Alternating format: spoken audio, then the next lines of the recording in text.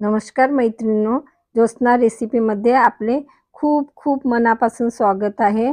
आज आपण फणसाची भाजी कशी बनवायची ते बघणार आहोत। चला तर मग रेसिपीला सुरुवात करूया। साध्या सोप्या पद्धतीने अगदी चविष्ट अशी आणि बनवायला अगदी सोपी आणि खूप झणझणीत अशी छान भाजी तयार होते। चला तर मग बघूया। गॅसवर मी कढई ठेवून घेतलेली आहे आणि त्यात 1 चम्मच तेल गरम करून घेतलेलं आहे आणि आता 1 चम्मच मी जिरं टाकलेलं आहे। बघा, आता तेजपान घेतलेलं आहे, खडे मसाले, दालचिनीचा तुकडा घेतला आहे, स्टार फूल घेतलेला आहे आणि ही मोठी विलायची। आता आपल्याला हे या कढईमध्ये भाजून घ्यायचं आहे। दालचिनीचा तुकडा आणि स्टार फूल आणि मोठी विलायची छान थोडंसं भाजून घ्यायचं, या पद्धतीने भाजायचं आहे। आता हे भाजलेलं आहे।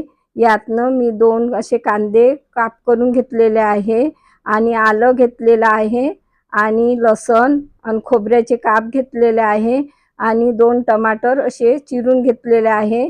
आता आपल्याला हे छान व्यवस्थित भाजून घ्यायचं आहे। या तेलामध्ये मसाला तयार करायचा आहे।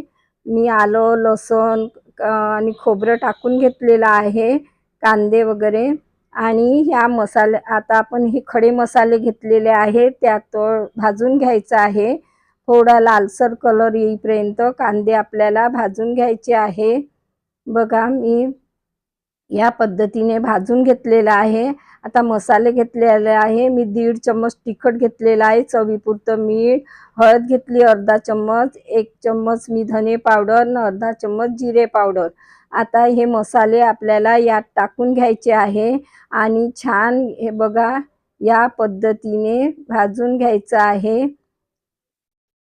आता मी यातनं मसाले जळले नाही पाहिजे तर टमाटर टाकून घ्यायचे आणि छान मऊसूद याला नाही का शिजवून घ्यायचा आहे।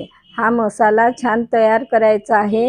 मी थोडं गरम पाणी घेतलेलं आहे, ते टाकून घ्यायचं आणि याला मऊसूद छान शिजवून घ्यायचं आहे। मसाला तयार करायचा आहे। मी 10-12 असे काजूचे काप करून घेतलेले आहे, ते पण या मसाल्यामध्ये टाकून घ्यायचे आणि शिजवून घ्यायचं आहे। छान व्यवस्थित मऊसूद येईपर्यंत मसाला शिजवायचा आहे। आता मी हे 2-3 मिनिटं शिजवून घेतलेलं आहे। त्यानंतर आपल्याला हे खडे मसाले काढून घ्यायचे आहे। तेजपत्ता आणि आपण स्टार फूल टाकलेलं होतं आणि कलमी आणि विलायची मोठी। तर काय होतं, या मसाले आपण वाटले तर खूप स्ट्रॉंग फ्लेवरचा मसाला तयार होतो, म्हणून मी ते काढून घेत असते। आणि हे थंड झाल्यानंतर आपल्याला मिक्सरच्या भांड्यात वाटून घ्यायचं आहे, पाणी घालून थोडंसं। मी गॅसवर कढई ठेवलेली आहे, 2 चमचे तेल गरम करून घेतलेलं आहे, तर जिरं टाकलेलं आहे मी अर्धा चम्मच। हे मसाला बघा मी पाणी टाकून या पद्धतीने असा वाटून घेतला, थंड झाल्यानंतर वाटायचा। आता आपण हे तेलामध्ये टाकून घ्यायचं आहे। हे मिश्रण जरी आपण अगोदर शिजवलेलं असलं तरी पण मसाला छान शिजवून घ्यायचा आहे। मी थोडं गरम पाणीच घेतलेलं आहे आणि मिक्सरच्या भांड्यात टाकून घेतलं आणि तोही मसाला वाया न जावो यासाठी आपण ते धुवून घ्यायचं। बघा, झाकून 2-3 मिनिटापर्यंत असं छान शिजवून घ्यायचं आहे। हा मसाला जरी शिजलेला असला तरी शिजवून घ्यायचं तेल सुटेपर्यंत।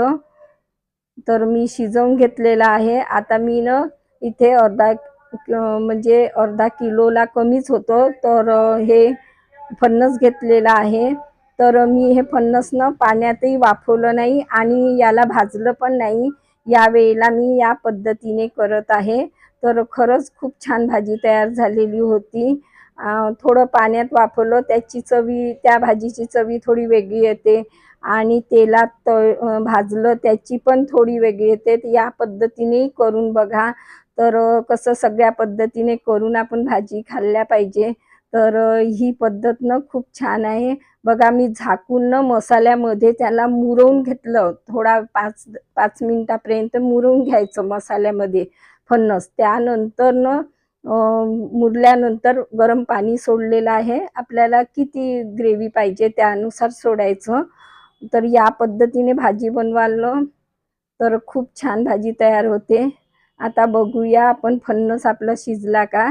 बघा फणस छान शिजलेला आहे आणि या पद्धतीने केलं तरी फणस शिजतो छान. मंद हीटवर ठेवायचा म्हणजे छान आरामशीर शिजत असते. बघा आपली भाजी तयार झालेली आहे.